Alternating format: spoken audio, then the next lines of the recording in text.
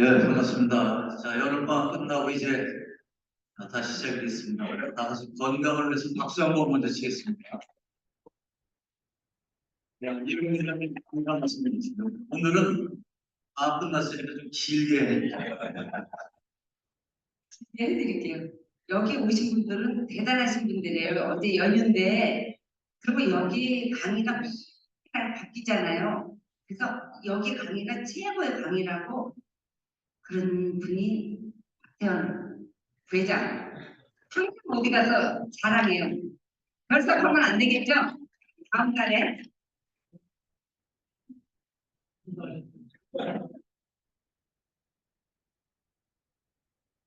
챙기겠습니다. 그리고 뭐 공지할 사항들이 많이 있습니다만 김정은 회장님 오늘 안 나오셨네요.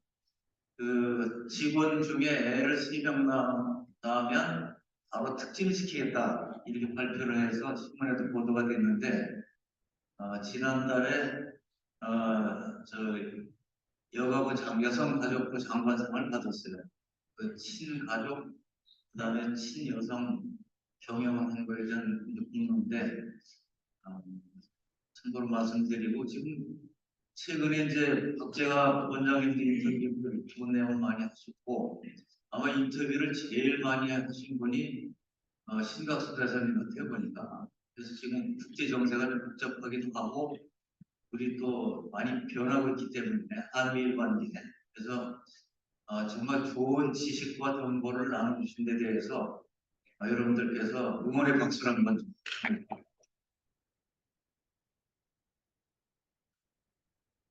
자, 그러면 이제 바로 들어가겠습니다. 자, 다시 한번 보시면 8월 오늘 강의는 좀 소개를 드리고요. 그리고 9월 달에 포스트 팬데믹 4대 패러다임 변화와 전략적 대응 송재영 교수, 그리고 10월 달에 빅데이터로 활용한 대한민국 트렌드 분석 노승산 이사님, 11월 그림 속 의사와 환자, 굉장히 흥미있는 주제죠. 그러니까 그렇게 해서 11월까지 하고 12월은 겨울방학입니다.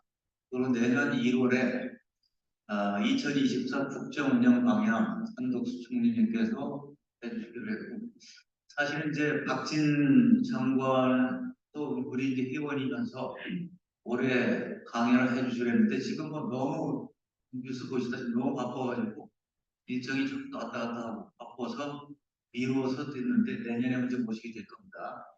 그리고 2월 달에 DT시대 공유 리더십, 그리고 3월 달에 2024 경제선거가 주요 거래상 임지영 박사는 이제 거의 매년 모시고 있는 그런 상황이고, 그리고 4월에 스마트페어와 도시의 미래 백진 서울대 건축학 교수님, 그리고 5월 달은 천이 오신 날이기 때문에 겹쳐서 쉽니다. 6월 이렇게 돼 있고 나머지는 좋은 연사분을 이제 박재근 원장님을 포함하실 때 분이 발굴해 주시는데 추천을 해주시면 운영위에서 다시 검토를 해서 지금 모시도록 하겠습니다. 그리고 2025년도 금방 오겠죠? 2025 트렌드 코리아에서 김난도 교수, 그리고 레오나르도 다빈치와 미켈란젤로 선방된 삶과 예술치에 이렇게 해서 대략 현재 확정된 건 이렇습니다. 근데 우리 모임이 정말 좋은 모임이다 하는 평판을 듣는 것은 회원님들이 좋은 모임인 게 첫 번째인 것 같고, 그리고 또 한 가지는 정말 그 연사 초청을 하기 위해서 여러 검증을 또 하고 또 해서 하고, 박재근 원장님은 직접 또 안 들어보신 분 아예 그냥 안 하시더라고요. 그래서 최고 연사를 그것도 미리미리 약속을 받아서 오시는데 여러분들께서도 좋은 연사를 내년도 연사를 추천해 주시길 바라겠습니다. 자, 넘겨보시죠. 자, 오늘 연사분 소개합니다. 중국경제금융연구소 전병서 소장님, 미국의 대중국 고립 전략과 한국의 대응, 지금 가장 뜨거운 이슈라고 볼 수 있겠죠. 자, 경력은 보시는 바와 마찬가지로 중국경제금융연구소장, 대우경제연구소 수견고연, 그 다음에 경희대 경영대학원 중국경영학과 개건교수, 학력 수당대학교 박사, 정말대학교 석사, 그리고 저서가 이렇게 보시면 그동안 많이 팔린 베스트셀러들인데 돈의 흐름을 꿰뚫는 산업 트렌드, 기술혁명 시대, 대중국 혁신 전략, 시진핑의 새로운 시대 등등 이게 좋은 책이 있습니다. 자, 오늘 연사를 보시겠습니다.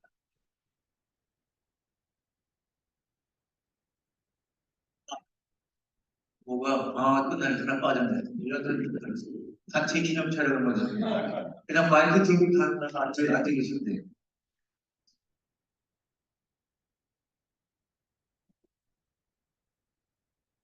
빠졌다 싶더니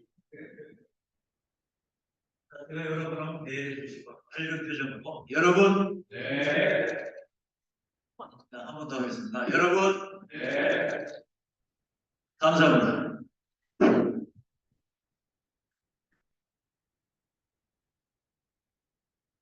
예, 감사합니다. 예, 제가 오늘 말씀드릴 내용은 크게 다섯 가지입니다. 첫 번째는 미국하고 중국하고 싸우는데 누가 이겼냐. 첫 번째 키워드는 스파이더맨입니다. 그래서 저는 첫 번째 궁금증은 미국은 왜 80대이신 어르신을 대통령으로 뽑았을까?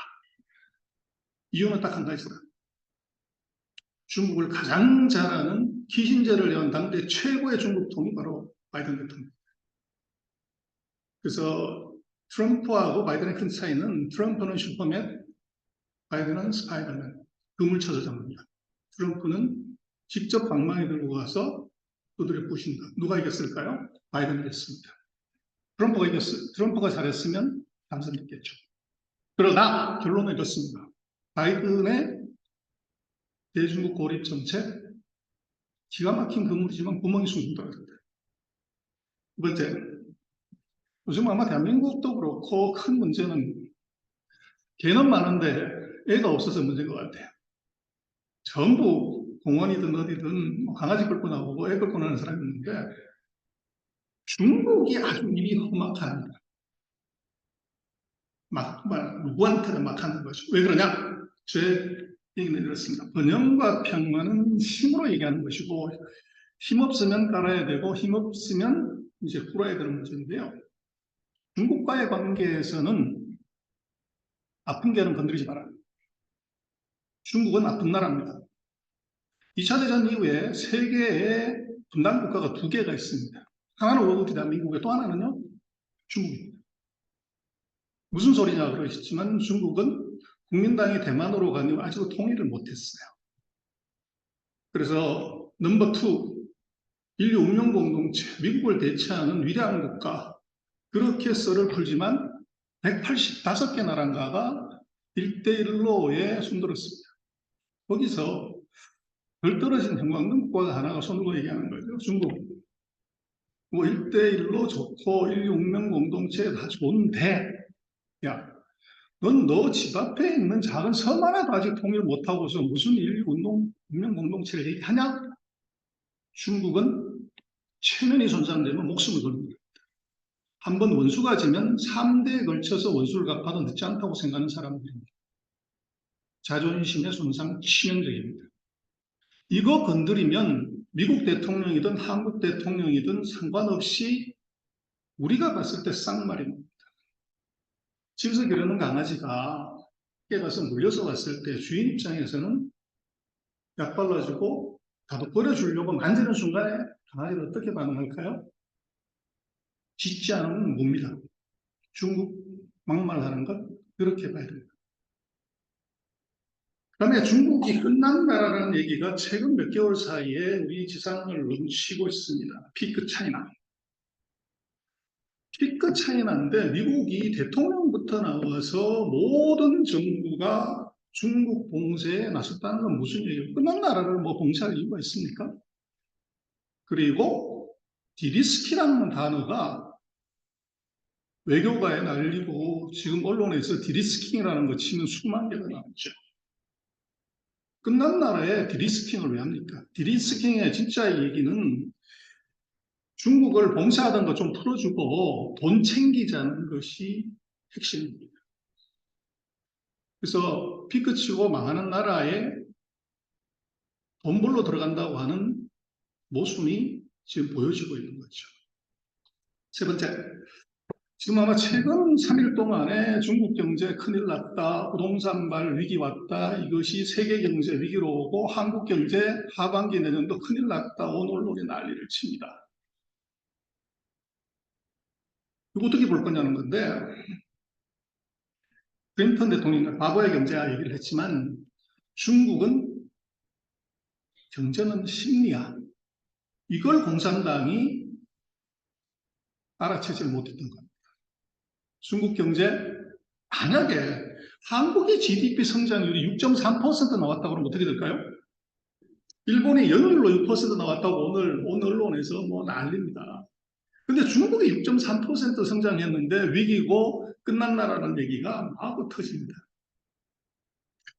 결국은 나중에 보시면 아시겠지만 중국의 문제는 지금 돈이 없어서 성장률이 문제가 아니라 중국이 사람의 마음을 다스리지 못한 것에 근본 원인이 있습니다.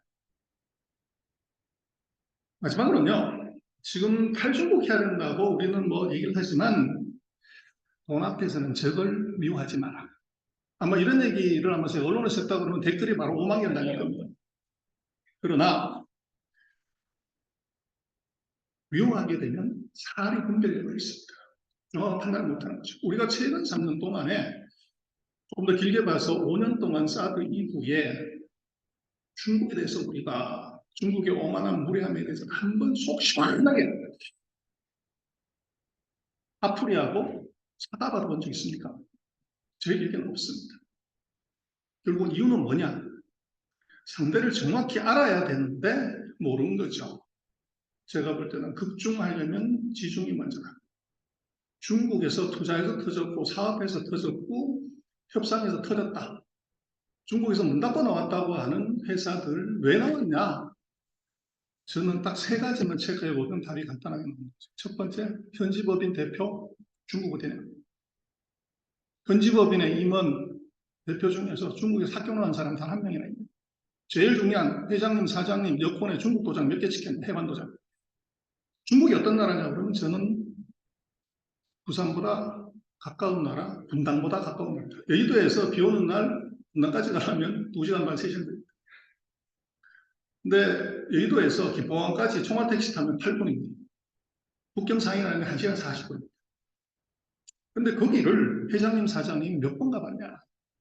거기에 답이 있고요.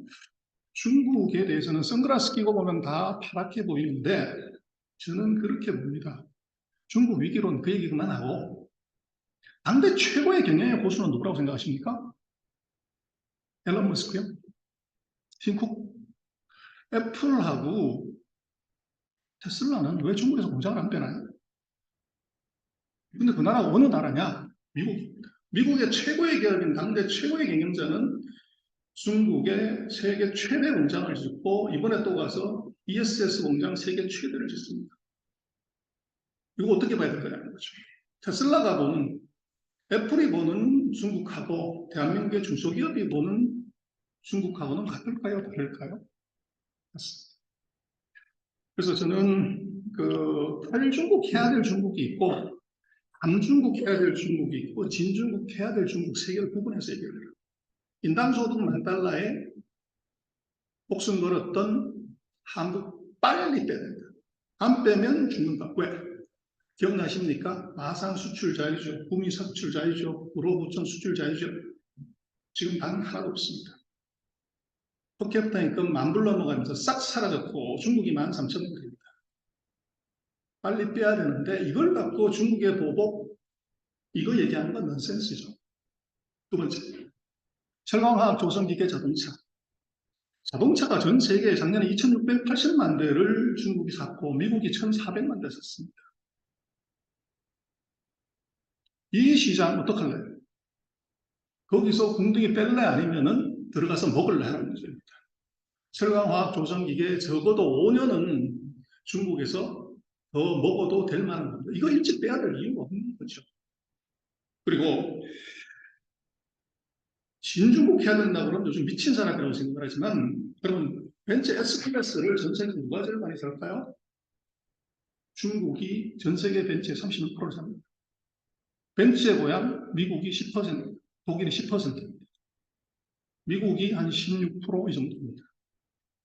전기차 누가 많이 살까? 지금 난리지 않습니까? 미국 그 난리를 치고 IRA를 치고 한국이 현대가 거기서 떼돈 번다고 그러는데 99만 대 샀습니다. 작년에 중국 전기차 680만 대 샀습니다. 시장을 옆에 두고서 이거 안 나면 어떡할 거예요? 루이비통, 구찌, 달바르, 샤넬 이거 누가 전 세계에서 지금 제일 많이 사냐? 전 세계 명품의 35% 중국이죠. 결국은 중국이 목숨 걸고 가려고 하는 것은 수출 아닙니다. 투자 아닙니다. 소비입니다. GDP 기여도의 지금 67%가 소비입니다. 이번에 그 부동산 회사 3개가 부도나고 신탁회사 하나가 부도나서 중국 끝났다. 내수 난리 났다고 그러지만 저는 그게 바로 타이밍이다. 중국 아마 최근 언론에 나온 BQN이라는 벽개원이라는 회사의 부도를 계기로 내수 경기, 부동산 경기 왕창 납니다. 그래서 작년 2021년에 중국에서 흥다라는 부동산 회사가 부도가 났습니다. 그때 우리 오늘 언론에서 중국발 부동산 위기 서프라임 그 난리를 쳤는데 아직도 멀쩡해요. 이유는 중국에서 1등하는 부동산 회사의 마켓슈가 7%입니다. 이번에 부도 났다고 하는 세계 부동산 회사 합치면 7%안 됩니다. 7% 날라갔다고 해서 부동산을 끼어 넘어지는 아닙니다. 그리고 아마 오늘 중국의 롱청 투자신탁이라는 회사가 100몇십 조의 자산을 가진 회사가 지금 연기를 하는 바람에 보도 나서 중국판 서브프라임 터졌다. 왜 터졌냐? 부동산에 투자해서 거들났다. 그렇게 얘기를 하는데 아까 말씀드렸지만 정확하게 알지 못하면 이제 그런 얘기 계속하게 되는데요. 롱청 부동산이 중국 신탁회사의 랭킹 전체 시장의 3%짜리죠. 우리 장인환 회장이 계시지만 신탁회사, 우리나라 자산운용사 탑9 중에 회사 하나가 부도났다고 해서 한국 자산가 문제가 되고 대한민국 경제가 문제가 됩니까? 결국은 선글라스 끼고 보면 이제 다 파랗게 보이는데 제가 볼 때는 중국은 빼야 될 중국, 서서히 줄여가야 될 중국, 그리고 들어갈 중국을 다 뭉쳐서 얘기하는 건 늦었어요. 그렇게 생각합니다. 그래서 결론은 제가 볼 때는 중국은 버리긴 너무 아깝고 이제는 더 이상 대중국 수출 낮출 비중이 없습니다. 우리 작년 4월, 5월에 보면 대중국 수출 비중이 19%인데요. 이것은 2002년 이때하고 같은 수준, 20년 전으로 돌아갔습니다. 더 이상 낮출 것도 없고 그리고 빼려고 해도 지금 아마 체크를 해보시면 베이징하고 샹하이에 주재했던 한국 교민, 한국 주재원이 어제도 제가 몸에서 갔더니만 딱 10분의 1로 줄었습니다. 더 이상 빠지고 줄일 사람이 없습니다. 근데 그 10%는 뭐냐 그러면 경쟁력이 있어서 살아남은 사람입니다. 제가 볼 때는 중국 살아남은 자의 축제를 즐길 수 있습니다. 방법은 뭐냐? 10%를 다시 100%로 만들면 되는데 그게 겁난다고 안 들어가고 그래서 욕망하고 있으면 어떻게 되냐? 저는 그렇게 보여집니다. 설레면 이기는 것이고요. 두려우면 지는 것이고 여러분 중국이 두려우십니까? 설레십니까? 거기서부터 답이 있습니다. 저는 여의도에서 한 25년 일을 했었고 중국에서 1박 2석을 했는데요. 저는 중국이 두렵지 않습니다. 가서 살아보고 일해보고 공부해봤더니 우리보다 하수들 무지 많습니다. 그래서 결국은 중국이라는 것은 버릴 수 없다면은 이제 즐기라는 얘기를 하지만 중국은 알고 나면 그렇게 두렵지 않다. 그리고 이 타이밍의 예술인데요. 중국이 악소리 난다 죽는다고 얘기했을 때 최근 10수년간 그런 얘기들이 나왔지만 그때가 지나놓고 보면 투자든 뭐라든 타이밍이었습니다. 제가 자료를 많이 만들었습니다만 결론은 이렇게 말씀드리고 다음 밑에 찾아드렸습니다. 트럼프 바이든은 바로 이런 차이입니다. 바이든은 바로 라이트스라는 얘기를 가장 많이 했고요. 왜 바이든이냐고 하면 미국의 역대 대통령 중에서 창업자, 대통령을 뺀 나머지 4명의 지도자를 다 만나서 79년부터 밥 먹어보고 협상해보고 싸워본 사람이 바이든입니다. 저는 집단지성의 무서움이라는 게 손자병법은 중국이 만들었지만 활용은 미국이 합니다. 여러분 미국의 지금 최대 고민, 최대 난제는 뭘까요? 물가, 고용, 금리, 차는 아니라고 중국을 어떻게 자족시킬 거냐는 것인데 미국의 전개에서 100세 대신 키신저 영향가 없죠. 근데 바이든은 그렇습니다. 회사를 경영하는데 할아버지, 아버지, 손자 경영까지 왔다고 하면 그 회사하고 3대에 걸친 비즈니스를 해본 사람이면 새로운 손자가 이 친구가 어느 정도 내공이 어느 정도 실력인지는 딱 5분만 같이 밥 먹고 얘기해보면 알죠. 할아버지에 비해서 아버지에 비해서 어떤 레벨인지. 트럼프는 왜 졌냐? 트럼프는 시진핑을 만나본 적이 없습니다. 대통령자리. 저는. 바이든 역대 3명의 지도자와 비교해 볼 수가 있습니다. 그래서 왜 바이든은 트럼프하고 다른 전략을 가져가는 이상하게 있는데요. 여러분 전쟁을 할 때요. 자기가 잘하는 걸로 전쟁을 해야 됩니까? 상대가 잘하는 걸로 전쟁을 왜 트럼프는 졌냐고 하면 미국을 배경으로 했을 때 중국은 수출 제조 1.5배, 1.7배입니다. 바이든은 시작하면서부터요. 바이든 집권하고서 통상 문제, 보복 관세, 무역 얘기를 이렇게 올린 적이 없어요. 시작하면서부터 한국에 칩을 들고 와서 나 기술로 주겠다. 왜? 기술력은 중국이 미국의 30에서 50%가 되지 않습니다. 그래서 미국의 공세 전략 제가 진짜 다 했습니다. 하여간 뭐 1947년부터 금을 무지 쳤습니다. 바이든 IPEF 치포까지 지금 쳤는데요. 그래서 왜 동맹을 하냐? 여러분 생각을 해봐야 되는데 힘 있는 강자는요, 절대 강자는 동맹이 필요 없습니다. 뭘 동맹을 합니까? 자기가 직접 해면 되지. 동맹은 패권자의 강자의 힘의 약화를 해요. 뭐가 약하냐? 반도체 배터리 약품 히토류에서 중국을 몽쇄하기 위해서 미국이 동맹을 하겠다고 하는데 여기서 보면 미국의 점유율이 12%, 0%, 5%, 16%밖에 되지 않고 아시아가 61%에서 92%를 차지하고 있습니다. 중국 죽이는데 아시아와 동맹하지 않으면 불가하다. 모든 역사의 무명인간 대비는요, 제조되고 무역되고 군사되고 군대되고 하고요. 지금 제조 중국 1등, 무역 중국 1등, 기술은 바로 군사를 얘기하는데 미국 1등, 중국 2등입니다. 금융, 미국 1등, 중국 2등입니다. 어디서 붙어야 되냐? 결국은 기술에서 수밖에 없고요. 지금 전쟁은 무역전쟁, 기술전쟁하고 금융전쟁 얘기를 하는데 앞에 안 보이면요. 역사책을 보라고 하죠. 역사책을 40년 전으로 돌리면 미국이 지금 중국과 똑같은 일본하고 전쟁을 합니다. 그래서 미국이 어떤 나라냐 물으신다면 저는 2등 죽이는데 이골이 난 나라다. 2등 반드시 죽이 없습니다. 그래서 85년에 일본하고 철강, TV, 자동차, 통신, 반도체, 무역 전쟁을 하고 난 다음에 85년에 그 유명한 엔다카 프라자비를 통해서 일본을 죽여 없애고 그리고 반도체 협정을 통해서 일본의 첨단 산업을 싹을 잡았습니다. 지금 중국하고 철강 전쟁이 했고요. 통신 전쟁이 했고 지금 반도체 전쟁하고 다음 전쟁은 뭘까요? 금융입니다. 그래서 일본이 사실 저는 뭐 자기 나라에서는 계시지만 그 반도체 애널리스트를 여의도 제가 17년을 했습니다. 제가 85년부터 애널리스트 생활을 했는데요. 85년 이때 우리 삼성전자가 소니를 이긴다. 이건 상상할 수 없는 일이었어요. 지금은 말도 안 되는 얘기지만 삼성전자가 금성사를 이긴다는 건 말도 안 됐습니다. 지금 어떻습니까? 소니 그런 적도 없죠. 금성사, 삼성전자 따라가려면 뭐 답이 없습니다. 그럼 여러분 일본의 반도체사, 전자회사들이 한국인보다가 근면하지 않아서 똑똑하지 않아서 능력이 없어서 없앴을까요? 아닙니다.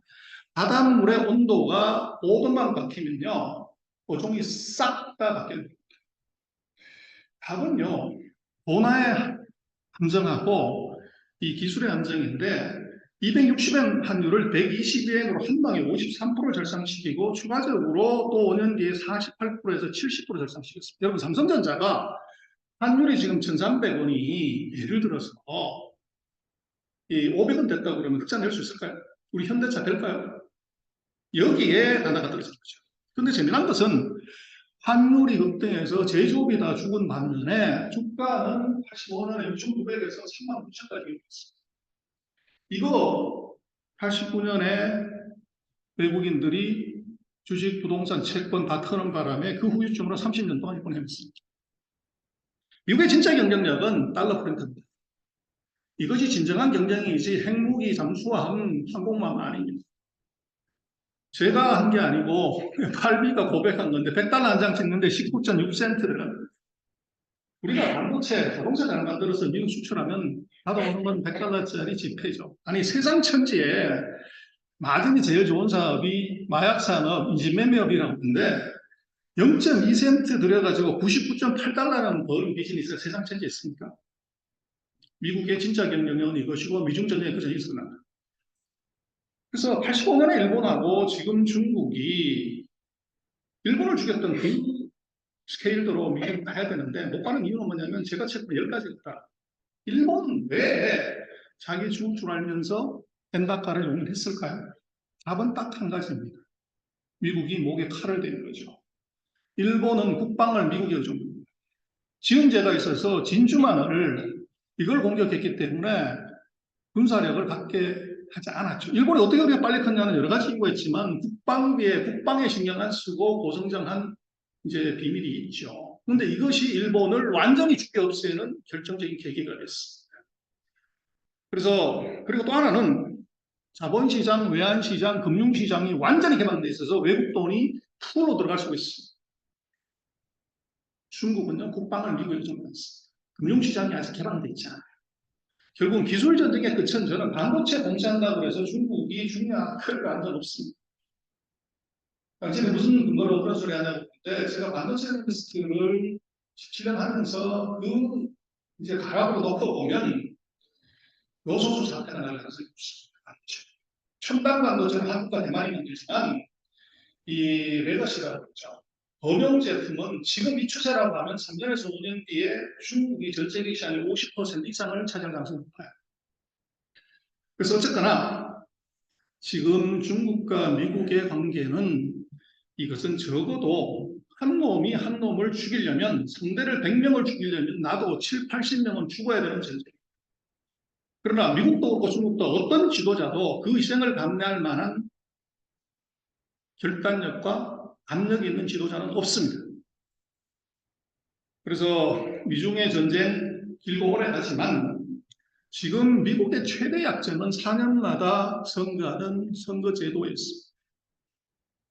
그래서 아까 말씀드렸던 중국과 미국 관계에서 미국은 무슨 나라냐고 할 때 이웃 주변에 이걸 나라라고 말씀드린 이유는 미국을 대결하고 했을 때 넘버 투였던 나라의 GDP 비중인데요. 6, 70년대 소련이 40% 넘어가자 페레스트로이카가 중이 없어요. 일본이 85년에 40% 넘어가자 프랑스하고 중이 없었는데 2010년에 중국이 40% 넘어갔는데 미국은 가만 내버려뒀습니다. 그러다가 68%가 2018년부터 이제 트럼프가 난리를 치는 거죠. 왜 그랬을까요? 이유는요, 미국에 불이 났죠. 2010년에, 2009년에. 글로벌 파이낸셜 크라이시스, 자기 집에 불났는데 이거 끊으라고 정신이 없어서 불 다 끄고 나니까 2018년. 그때 봤더니 40% 밑에 와야 될 중국이 68%까지 왔다는 거죠. 누가 봐도 트럼프의 정책은 무리수가 있었고 하여간 과격했습니다. 이유는 초월경이었다. 그래서 중국이 이 추세로 가면 이게 미국을 초월할 거냐, 초월할 거냐, 뭐 그런 논란 많습니다만 저는 그거 별로 중요하지 않다고.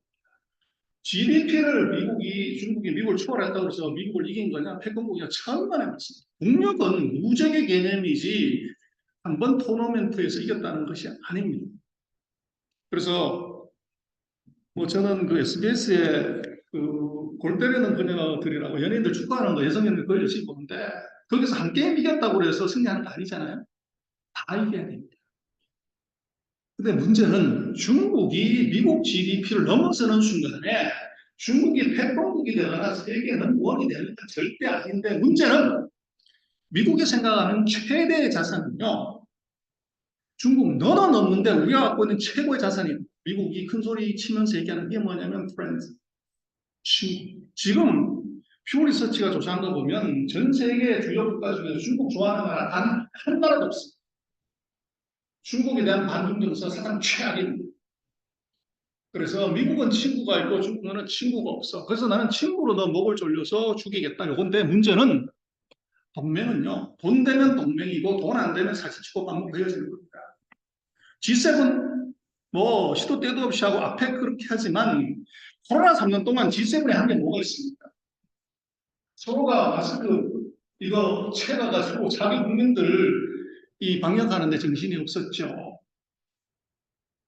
그래서 지금 2000년 이후에 누적으로 보면 GDP는 GDP로 48%고 80년 이후로 보면 중국은 미국의 39%밖에 안 됩니다. 근데 문제는 그게 아니고 그래서 만약에 진정으로 중국이 미국 추월하려면 누적으로 가려고 그러면 제가 볼 때는 2050년은 돼야 돼요. 그런데 이게 중국이 미국 GDP에 숫자만 보여도 제가 볼 때는 미국의 최대 자산인 동맹의 배반입니다. 지금 미국이 같이 동맹으로 몸을 줬어서 중국을 죽이자고 하는 기가 막힌 전략을 바이든이 냈지만 여기에 나쁜 놈이 세 놈 있어. 한 놈이 독일입니다. 독일 유럽의 맹주인데 야 러시아 이거 봉쇄하자고 그러는데 러시아로 계속 달러를 받아요. 천연가스 계속 사는 거죠.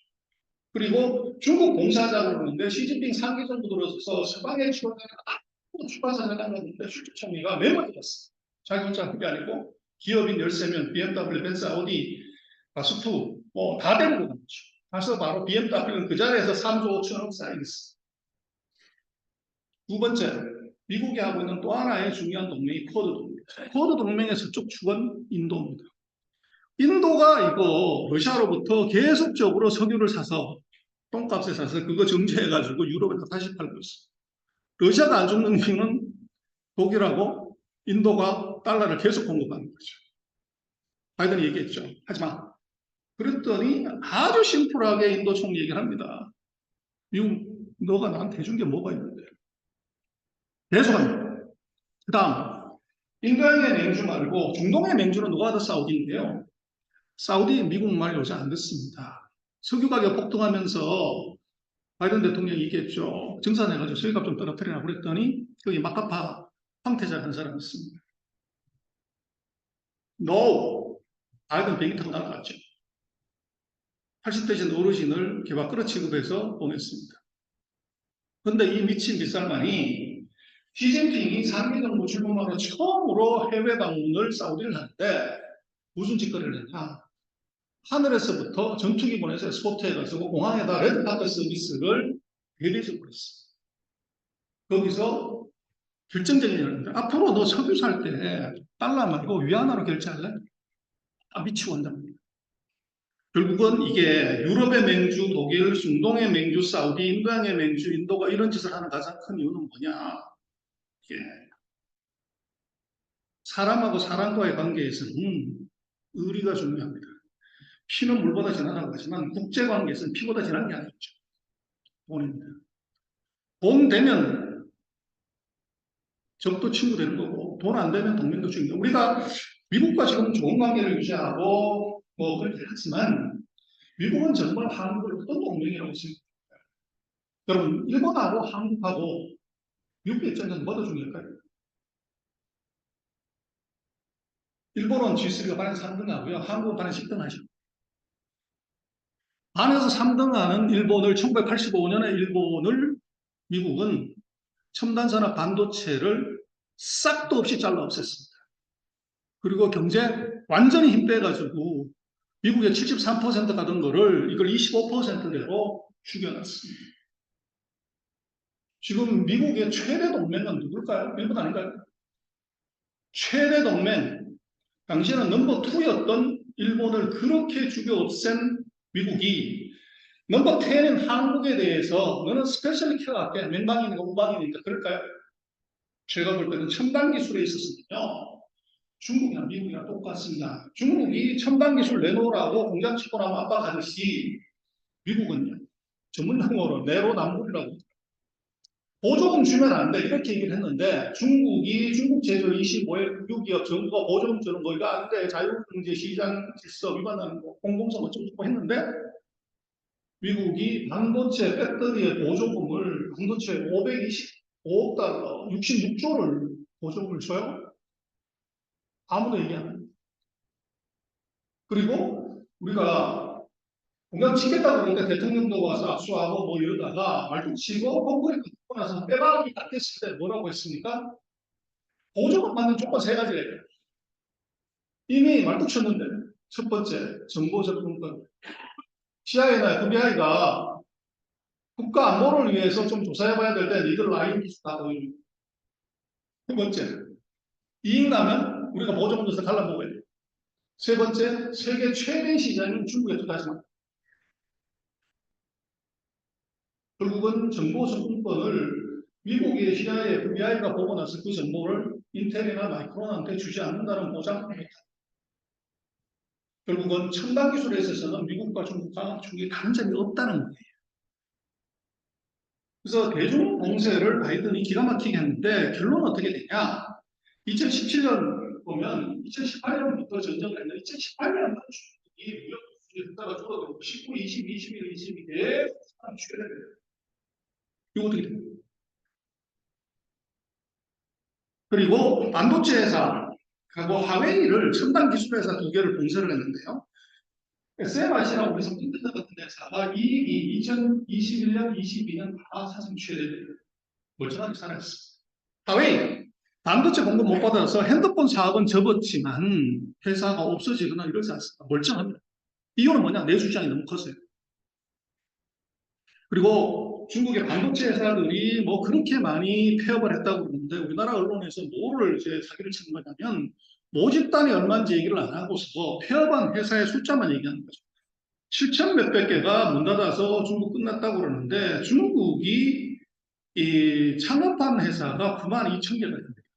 그 중에서 7천여 개 부도 났다는, 문 닫았다는 얘기인데, 그러면 폐업률이 한 8%밖에 안 돼요.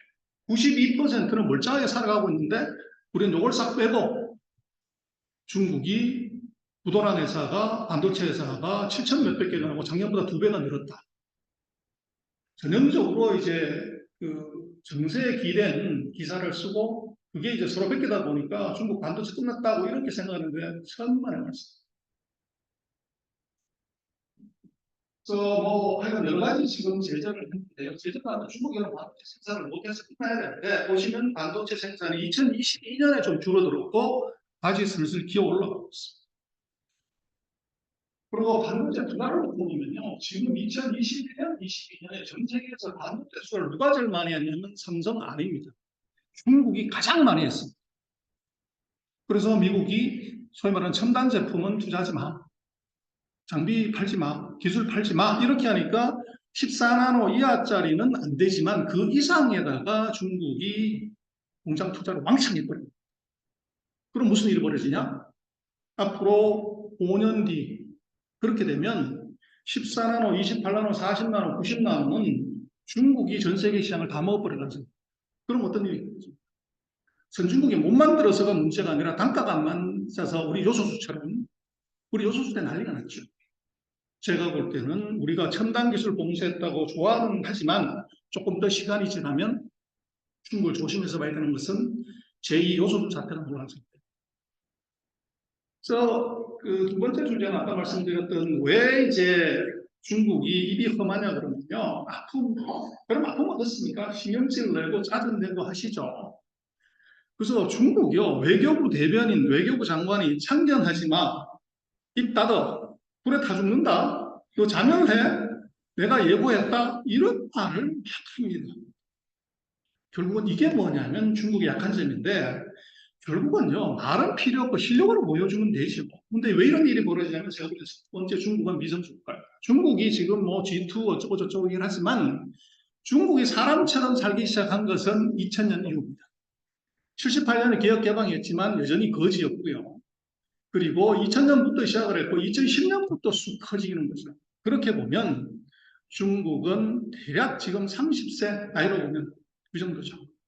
그래서 이게 어떻게 보면 30이라는 나이가 뭐 뭔가 이루었다고 하지만 아직 미성숙한 나라고요. 이 람보 외교하고 전랑 외교를 했는데 중국이 지금 늑대 외교를 합니다. 근데 이건 역사가 보면 참 희한한 게 1983년에 람보가 비기트를 냈고 미국도 이때 우격다진 외교를 많이 했는데요. 2017년에 중국에서 짤랑 전사늑대라는 용어가 하나 등장하면서 중국의 외교가 완전히 이쪽으로 돌아섭니다. 그래서 중국이 원래 판단 외교를 하다가 전략 외교로 쓱 바꾸는데요. 인당 소득 13,000달러에 미국도 람보 외교를 했다는 거죠. 그래서 딱 요 시점에 와 있고 그다음에 뭐 신전사님 계시지만 중국의 외교관들이요 국조화가 됐습니다. 지금 왕이가 이제 외교부의 최수장이고 그 밑에 이제 이번에 사라진 진강 그 밑에 대변인들 중에서요 외국에서 공부한 사람이 한 명도 없습니다. 주미대사 신강 같은 경우는 미국에서 공부해 본 적이 없어요. 왕이 일본 통입니다. 하추밍 지금 입이 아주 거한 왕원빈 이 사람들 다가 해외에서 공부를 해본 적이 없는 토종들 국제화 안 돼 있습니다. 국제적인 감각 모르는 골목대장이 자기 스피커 막 부르는 거죠. 그럼에도 불구하고 힘쓰는 이유는요, 바로 G2에서 G7의 GDP를 다 합쳐도 중국만 못하다는 겁니다. 그래서 결국은 중국 돈이 말을 하면 다른 나라가 입을 닫습니다. 근데 이게 중국이 지난번에 우리 윤 대통령 앞에 가시기 전에 이번에 미국 가시기 전에 대만 문제를 얘기를 했더니 거기에 일개 대변인 정도가 입 닥쳐라는 표현을 했습니다. 그리고 외교부 장관이 감히 우리나라의 지도자한테 불에 타 죽는다 이런 얘기였어요. 그래서 우리 언론들 난리가 났고 우리 대사관이 뭐 항의하고 했지만 그럴 필요 없습니다. 지금 입닥쳐라, 불에 타 죽는다, 자멸한다, 예고했다 이런 얘기를 한 것들이요. 이게 중국 외교부는요. 창성이 없어요. 전부 베낀 겁니다. 이게 다 청나라 때 포성령의 단편소설, 위나라의 고사, 좌전, 강희제 때 나오는 문헌에 나오는 얘기를 갖다 베껴서 얘기를 하는 거예요. 그래서 중국에는 여기서 별 감각이 없는 것이 뭐 고전에는 얘기 하나 이런 걸 하는데 듣는 우리로서는 이런 막말을 하는 이게 말도 안 되는 외교를 하는 나라 이렇게 생각하는 거죠. 그래서 지금 한중 수교 30년 작년에 난리 났죠. 근데 저는 참 이상한 게 원래 31주년이면 무역적자가 저렇게 나고 심각한 문제는 모든 언론, 모든 기관에서 이거 어떻게 해결하려면 포럼, 세미나가 난리 나야 될 건데 24일이 31주년이지만 조용합니다. 결국은 그 사이에 수많은 마늘 분쟁, 어업 분쟁, 동북 분쟁, 최근에 이제 중국 패배 베팅하지 말라는 싱하이밍 대사말까지 이거 나오는데 이게 왜 나가냐고 그러면 제가 딱 한 가지로 83에서부터 11이다.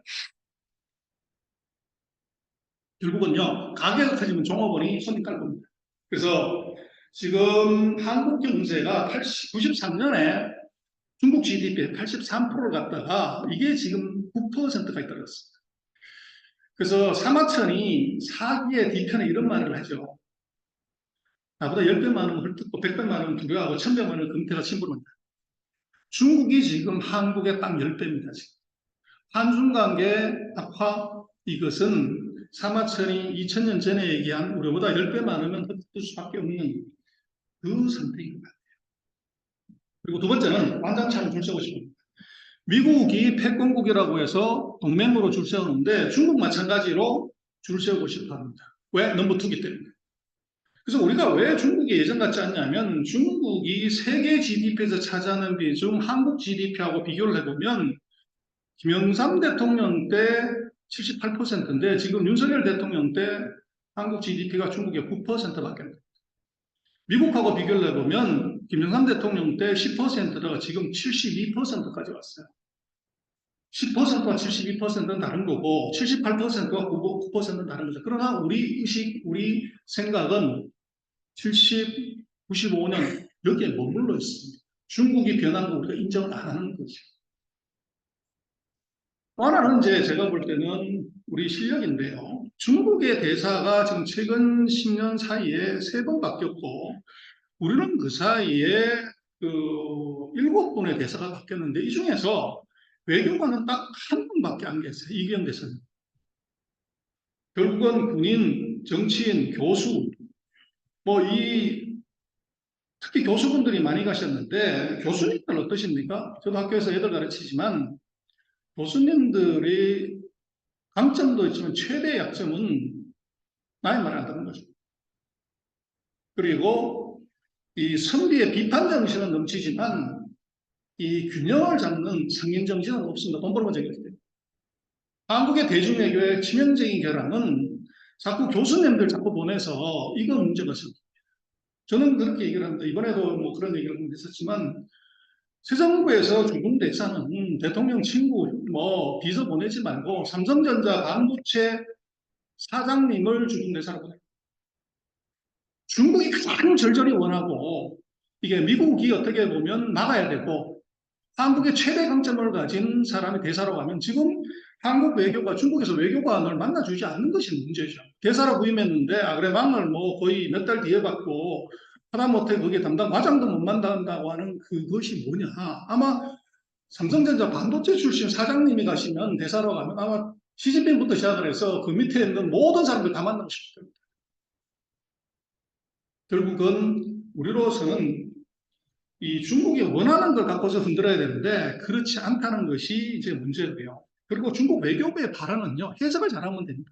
쌍말, 막말하는 거 아까 말씀드렸지만 창의성 있는 것이 아니라 고전에서 하나 떼온 건데 이게 보면요, 외교부가 쓰는 말이 관주, 뭐 교섭, 엄정교섭, 유감, 뭐 불만, 강력한 불만, 반대, 항의, 뭐 엄정한 항의, 뭐 이런 말 계속 귀신처럼 소리하는데 그게 관주, 에서부터서 엄정함이라는 것이 그래서 저거가 무슨 단어를 쓰느냐에 따라 다른데 중국이 이제 왜 대만 문제에서 발끈하냐면요. 중국이 자기네 이익이라는 거, 핵심 이익이라는 게 있는데 그 핵심 이익이 뭐냐면 국가 주권, 국가 뭐 영토 완전, 국가 통일 요 네 가지에 걸리면 이건 핵심이라고 보는데 대만은 요게 다 걸립니다.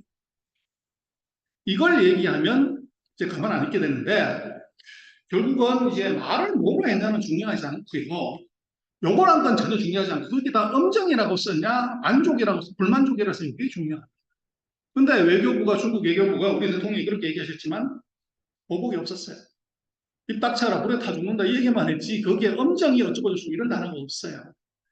그래서 중국이 그 제재를 하는 수단이 하나 둘셋 네 단계가 있고 암묵적 제재가 여기에 중요한데 지금 비자 발급 강화가 아니라 풀었고요. 관광 제한 이번에 풀었습니다. 그래서 중국의 스탠스는 지금 바뀌고 있다. 이번 험하게 물리지만 액션은 다르게 합니다. 그리고 중국이 세 번째 저는 끝난 나라라고 얘기를 하는데요. 중국에 관한 리스크가 언론에 보도되는 게 이 정도가 있습니다. 근데 중요한 것은 디커플링이 아니라 디리스키라고 얘기한다는 것이 중요한데 이거 왜 그랬냐? 미국은 대선 때문에 그렇고 이 일본도 실리고요. 중국은 면벌이 중요합니다. 그럼 한국은 어떡할래요? 한국은 두 마리 토끼를 다 잡아야 되는데 우리는 한쪽으로만 가는 거죠. 그래서 선수가 뭐냐 그러면요. 이 오른발을 잘 쓰는 사람 선수 맞습니다. 왼손잡이는 왼손으로 골프 잘 치는 선수 맞아요. 보수는 뭐냐? 손흥민 같은 선수가 보수죠. 왼발 오른발을 다 써야 됩니다. 그래야 보수인데 한국의 대중정책, 대미정책 오른발만 잘 쓰는 거죠. 왼발은 발 빼라. 맞는 거냐? 그래서 뭐 여러 가지 얘기가 있습니다만은 이 킥트 차이나 얘기들 하고 최근에 이제 디리스킹의 핵심은 저는 이거라고 봅니다. 미국의 정치에서 보면요. GDP 성장률이 2% 밑으로 갔을 때, 제가 초록색으로 준비해놨습니다만, 그때 미국의 집권당이 재선에 성공한 적이 없습니다. 바이든 지금 뭐냐? 내년에 대선 나와야 되는데 GDP 성장률 1.5%면 안 봐도 비례입니다. 급해진 거죠. 지금 바이든 지지율 최하입니다. 그리고 또 하나는 바이든의 아들 스캔들이 나왔는데 바이든의 아들이 중국에서 또 돈 받았어. 근데 이거를 중국에서 받았기면 영수증은 중국이 갖고 있는 것이 미국이 갖고 있는 거 아닙니다. 치명적인 약점이 있고요. 지금 바이든 대통령의 지지율은 최근 6명의 대통령 중에서 가장 낮습니다. 그래서 지금 놓고 보면 누가 될래 그랬을 때 뭐 하여간 왔다 갔다 하긴 합니다. 그래서 미국이 브링컨 장관, 옐런 장관, 켈리까지 보냈지만요. 이거 왜 보냈냐? 지금 금리가 떨어져야 경기가 좋아지는데 FRB가 말은 안 듣습니다. 금리 계속 올리겠다고 해요. 이거 어떻게 낮출래? 선거적이려면 답은 간단하죠. 트럼프를 이용하는 겁니다. 트럼프가 보복관세 25% 중국 제품 때렸던 거 이거 없애버리면 어차피 무역적자는 계속 나는 거니까 수입물가 떨어집니다. 그리고 반대급부로 중국 너 미국의 국채를 사는 거예요. 근데 미국은 지금 재정적자 때문에 난리가 났고 국채 한도 올려야 될 정도로 국채 발행을 많이 해야 돼. 네, 그래서 이번에 제가 볼 때는 얘네들이 왜 가냐? 국채 세제하는 거죠. 우리가 보복관세 풀어주는 대신에 미국의 국채를 사라. 근데 미국 국채를 보시면 오른쪽에 G7하고 중국이요. 전 세계가 다뭐 안전자산인 뭐니 그러는 다 개소리고 미국 국채를 계속 팔고 있습니다.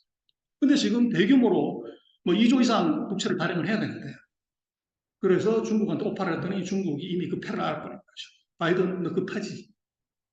그래서 얘기는 보복관세 철폐 말고 첨단 기술 봉쇄 철폐를. 그거 더 사주는 것 아니고 너 이거 철폐 안 하면 우리가 지금 중국이 전 세계에서 두 번째로 미국 국채 많이 갖고 있어요. 8천억 달러. 이거 다 팔아버리면 한 방에. 그럼 어떻게 되냐? 국채금리 폭등하게 되고 미국이 국채 발행하는데 심각한 문제가 생기죠. 그래서 옐렌이 가서 실패했습니다. 그래서 옐렌이 북경에서 회담할 때는 클로징 멘트를 아주 유익한 대화했다고 그러는데 미국 돌아가자마자 보복관세 이거 철폐는 너무 이르다. 그리고 중국 저거는 우리 적이다 이렇게 확 돌아섰습니다. 이유는 뭐냐? 바로 이런 게 있습니다. 근데 지금 보면요. 왜 미국의 생각이 잘 안 먹히냐 그러면 지금 G7에서 보는 분들 보면요. 그냥 G7 정상회담을 오늘 이 대신 파이낸스 센터에서 했으면 좋겠어요. 시선이 이 정도면 해야지 왼쪽 보시면 각국의 G7의 정상들이 모여가지고 지금 회의하시는 겁니다. 무릎이 서로 닿아요.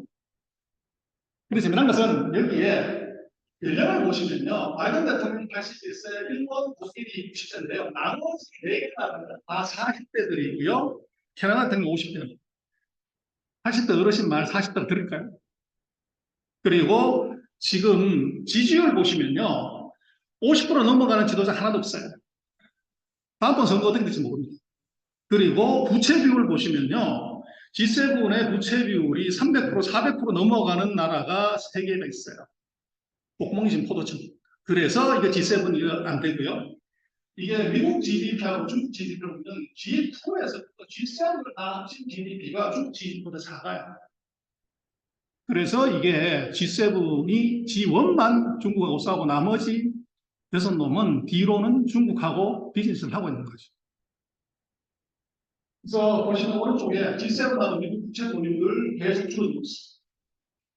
그리고 중국이 성장 끝났냐고 그러는데 한중간의 성장, 전 세계 평균 성장률 중국은 2020년 이후로요. 이 한국 세계 평균 미국보다 성장률이 떨어진 적이 없어요. 그래서 앱솔루트로 이게 10% 성장하던 게 5%, 3% 떨어져서 큰일 났다 이렇게 얘기를 하는 건 좀 넌센스고요.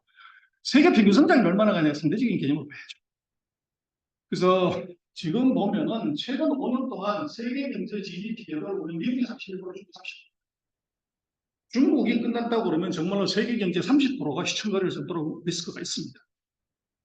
근데 문제는 중국이 미국하고 비슷한 정도의 GDP였을 때 미국이 2.2%, 2017년에 그랬는데 중국이 5.2%, 일본이 중국 GDP에 미국 GDP의 73%였을 때 성장률이 2.6인데 중국이 지금 한 금년에 5%입니다. 똑같은 사이즈 또는 상대 개념으로 봤을 때 중국이 미국이나 일본의 2배의 성장을 하고 있습니다. 그런데 저거 망했다? 끝났다? 이건 좀 과하죠. 그러나 이게 이제 결국은 이 경제 데이터를 감정을 섞어서 보는 거죠. 선글라스 끼고 보기 때문에 그렇습니다. 근데 제가 어디 가서 이 얘기하는 순간에 유튜브 채널에서 한번 얘기를 하면요. 그거 비기트입니다. 바로 댓글이 5천 개, 1만 개 확 달리거든요. 그리고 이게 이제 막 이제 이 저놈 잡아라 이렇게 가는데 팩트를 보고서 정확히 얘기하는 게 맞죠. 근데 문제는 이제 미국 CEO들, 지금 엔비디아, 에브라 팀쿡, 앨런 머스크, 빌 게이츠, 지금 잘 나가는 미국의 스타 CEO 4명이 다 나가요. 5월달 이후에 하고 있는 것은 전부 중국 연결 생각을 다 하고 있습니다. 이유는 뭘까요? 답은 아주 심플합니다. 답은요, 이겁니다. 기술은 시장 모델입니다. 반도체 시장 중국하고 미국을 보면요. 중국을 100이라고 했어요. 미국이 62%, 자동차 53%, 스마트폰 27%, 반도체 전기 21%, 전기차 14%, 배터리 8%입니다. 결국은 이게 미국의 적이 누구냐 그러면 저는 미국이라고 봅니다. 미국의 기업인들이 시장 찾아가지고 중국의 반도체 제조하자고 그랬더니 며칠 전에 보면 SI, 미국 반도체 협회가 얘기를 하죠. 이거 안 된다. 더 이상 제조하지 마. 이건 무슨 얘기입니까? 결국은 목구멍이 포도청이고 기업의 이익과 국가의 이익은 별리 없습니다. 또 이제 미국 얘기를 말씀드릴게요. 또 최근에 얘기가 되고 있는 것 하나만 말씀드리면요. 그런데 중국이 지금 소비 규모가 GDP의 67%인데요. 지금 왜 이제 CP가 문제가 되냐면 중국이 2012년부터 22년 사이에 9.4%가 중국의 꿈이었어요. 근데 이번에 새로운 집권을 하면서 저게 너무 식상하니까 공동부의 꿈이라는 걸 갖고 왔는데 여기서 거기 공공의 적이냐면 부동산 플랫폼 사교육 또 3가지 있습니다. 이걸 확대를 잡으니까 어떻게 되냐 이런 사이클로 지금 이제 2020년부터 이런 사이클이 지금 들어와 있고 이걸 때려잡으니까 소비 심리가 지금 2000년 이후에 최악으로 떨어졌습니다. 그래서 그러면 돈이 다 어디 갔냐 그러면 지금 2021년부터 중국의 은행의 예금이 30조 위안, 중국 GDP가 120조인데요. 25% 4분의 1이 은행에 들어서 꼼짝하지 않습니다. 이게 문제가 된 거죠.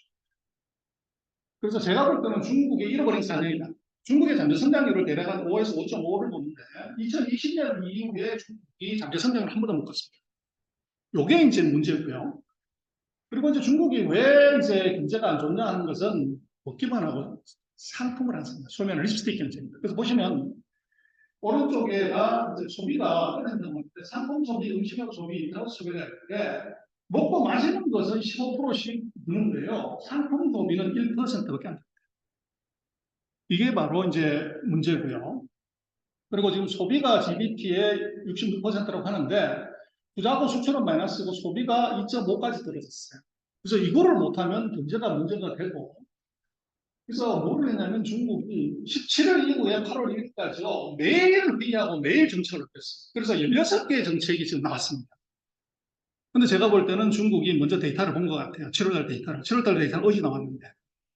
보고서 모든 분야에서 지금 내수 양이 완전 올인을 하고 있습니다. 그래서 결론은 뭐냐 그러면 제가 볼 때는 이번에 중국의 부동산 사태, 신탁 회사의 사태, 7월 달에 이 소비가 1%까지 떨어진 것은 중국 경제의 턴아웃의 시그널, 왜? 중국 정부가 모든 부처가 나서서 올인하는 겁니다. 거기에 이제 중국은 뭐 우리하고 달리 정부의 입김이 무지습니다. 한다면 하는 거죠. 근데 언제까지 하냐? 될 때까지 합니다. 그래서 그게 이제 제가 볼 때는 다른 점이고, 그래서 지금 저 얘기만 잠깐 드리겠습니다.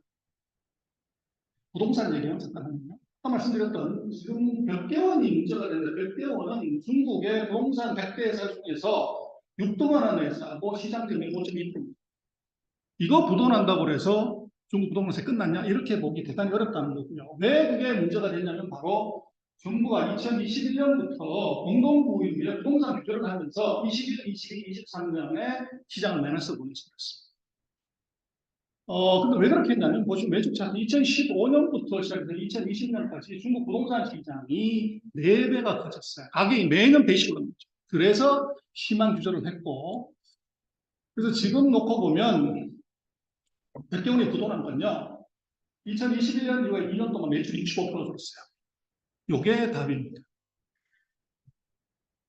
재고 자산 많이 늘었고, 그래서 결론을 말씀을 드리면, 지금 중국에서 문제가 되고 있던 백개원, 본가, 완가, 원양 요 4개 회사가 지금 언론에 나오는데, 요 회사들의 중국 부동산 시장에서 점유율은 대략 한 6에서 7% 싹 다 문제입니다. 이거 갖고서는 중국 전체가 부도났다고 보기가 대단히 어렵고요. 그리고 이번에 백개원이 이제 구제를 받냐 못 받냐는 이 회사의 만기 채권을 보면요. 2010년에 한 건 있고 2024년에 2건이고 나머지는 2025, 30년까지 걸렸습니다. 원금 상환이 없어요. 이자만 내면 되는 거죠. 그래서 상대적으로 이게 덜하고요. 그리고 이제 백개월에 왜 문제가 되냐. 정부가 중간에 집 짓다가 말았던 거 이거 빨리 완공해줘라. 그렇게 해서 백개원이 공사 중단한 걸 인수해가지고 대량으로 집을 줘줬는데 작년에 70만 채를 얘들이 줬어요. 금년에도 건설회사 중에서 최대로 많이 이제 집을 줬는데 여기에 돈이 몰린 거죠. 정부 정책에 적극적으로 협조하다가 터진 겁니다. 제가 볼 때는 정부 이거 무조건 구제해 줍니다.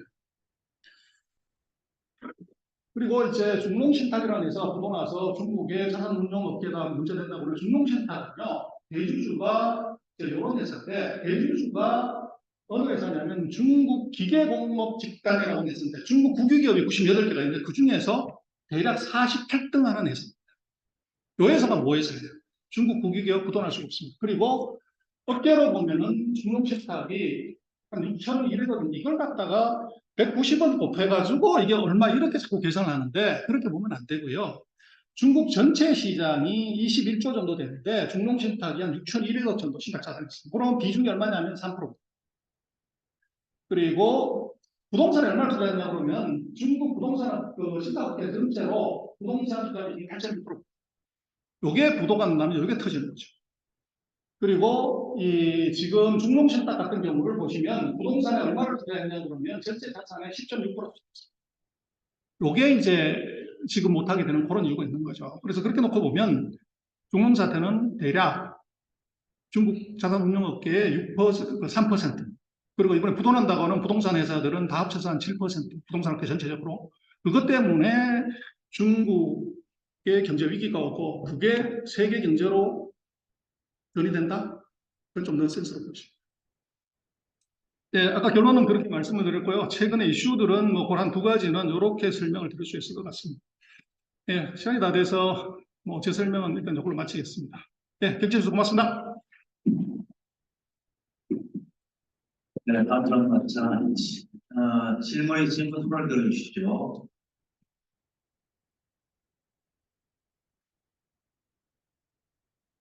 예, 김혜섭 총장님.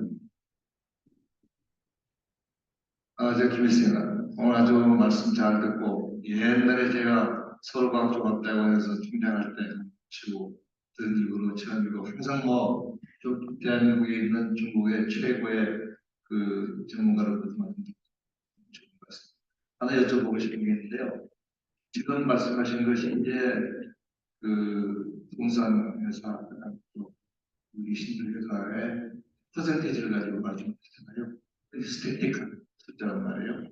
문제는 경제라는 게 스태틱하지 않고 자꾸 이게 다이나믹하게 달라지니까 체인 이펙트가 생깁니다. 아까 말씀하신 경제는 신전하다라고 하는 말씀에서 여기서 중국 정부가 최선의 힘을 다해가지고 막으면 스태틱하게 여기서 넘을 수 있는 것인지 아니면 체인 이펙트가 생겨서 우리가 예상하지 못한 원래 케이오스라는 게 갑자기 생기는 거니까 그래서 어떻게 볼 수 저희 지금 말씀하시는 한 이제까지의 견제를 가지고 말씀하셨는데 반대편에서 한번 말씀해 주시면 어떠실까 싶습니다. 저는 중국이 망했으면 좋겠어요.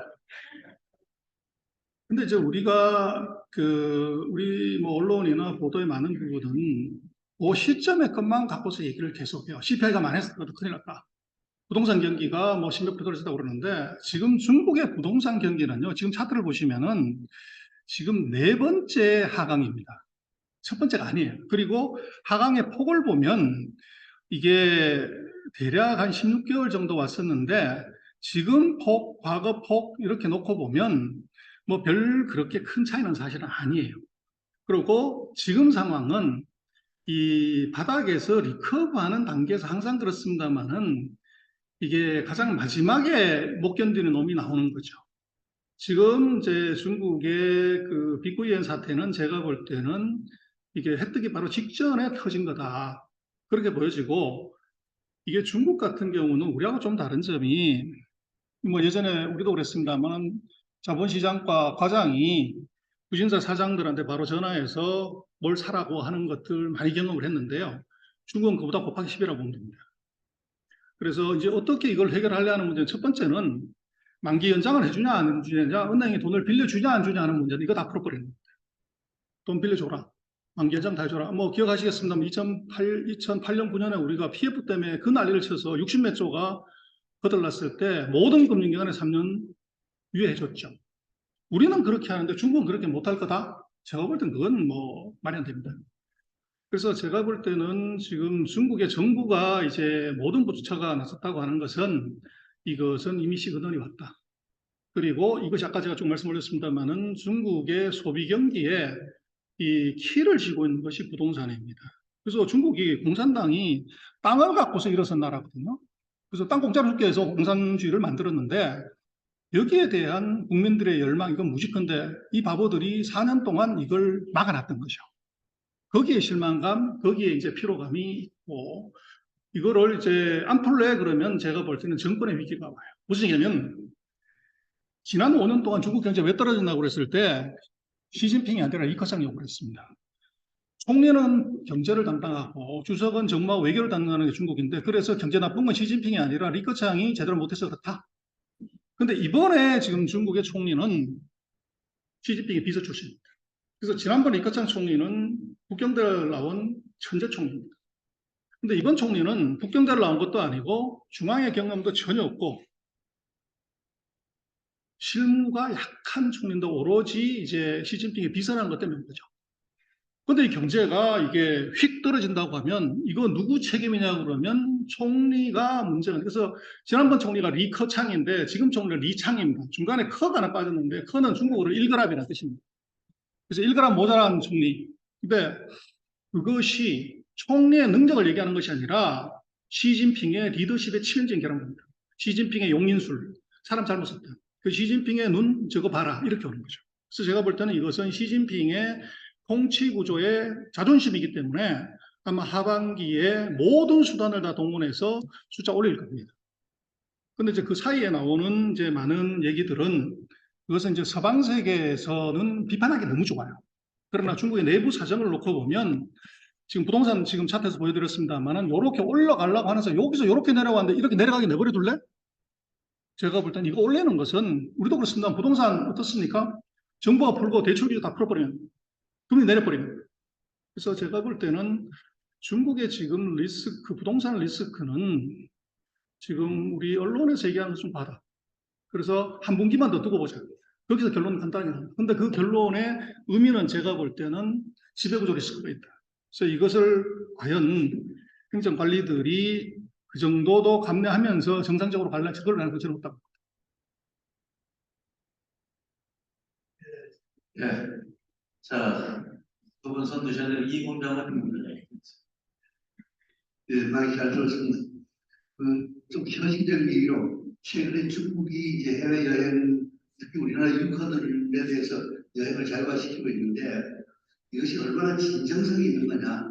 또 전 정부에서 지금 윤석열 정부하고는 그렇게 좀 호의적이지 않다고 보는데 이게 중국의 굴욕적이 우리나라에 대한 제스처냐 아니면 중국의 굴욕이냐 또 얼마나 진정성이 있느냐 이런 거에 대해서 좀 예를 들어